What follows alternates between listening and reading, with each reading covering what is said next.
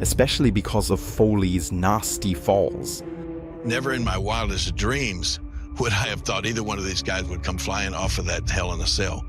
You look up there and it's just, no, that couldn't happen. It'd be impossible. Somebody would be dead.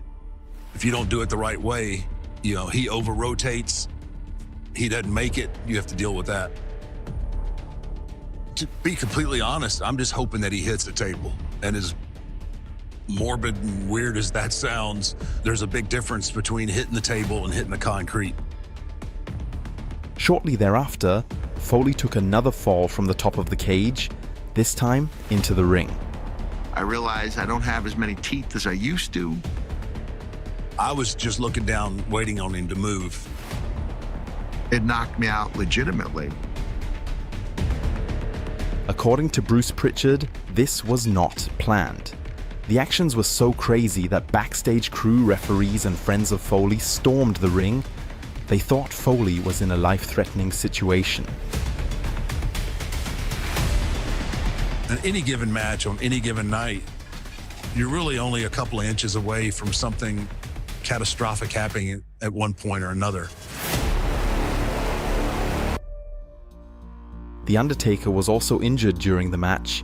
He had suffered an ankle injury, but now had to get from the roof of the cage into the ring. Painful, but he managed it. After further brutal actions, The Undertaker won this encounter. Foley can no longer remember the match due to concussions. In a few years, The Undertaker became a money-making machine for WWE. He was one of the biggest stars, an attention magnet who filled arenas. The fans loved to see him, and the statistics reflect that. WWE reached its highest TV ratings with a match at Raw 1999 between The Undertaker and Steve Austin.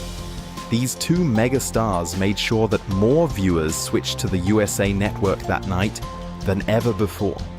What set Steve Austin and The Undertaker apart was that Taker was at the top as a main event attraction for much longer. Edge expressed his deepest respect for The Undertaker on the Impulsive podcast. According to Edge, the hardest thing is not to get to the top, but to stay there.